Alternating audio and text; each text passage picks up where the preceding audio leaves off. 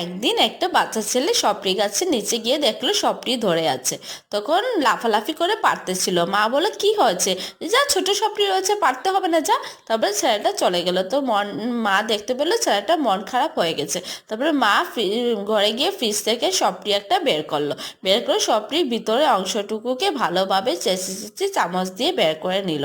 বের করে খালি করে তারপরে গ্রাইন্ডারের মধ্যে সপরির ভিতরে অংশটাকে দিল, চিনি দিল, তারপরে একটু দুধ দিল, তারপরে একটা একটু কিছু দুধ দিল। দুধ দেওয়ার পরে সুন্দর করে এটাকে গ্রাইন্ডারে পেস্ট করে নিল। পেস্ট করার পরে দেখলো খুব সুন্দর লিকুইড হয়েছে। ছাঁকনি দিয়ে ছেঁকে তারপরে সপরিটার ভিতরে দিয়ে দিল সেই লিকুইডটা। দিয়ে তারপরে বললো এখন ছেলেটাকে আমি দেবো। তবে সপরিটাকে ঢাকনা লাগিয়ে তারপরে ছেলের কাছে গেল। ছেলেকে বললো বাবা দেখ, তোর জন্য আমি এনেছি। তবে ছেলেটা দেখলো ওয়াও কি সুন্দর, খেয়ে দেখলো মা কি টেস্টি, মা খুব টেস্টি।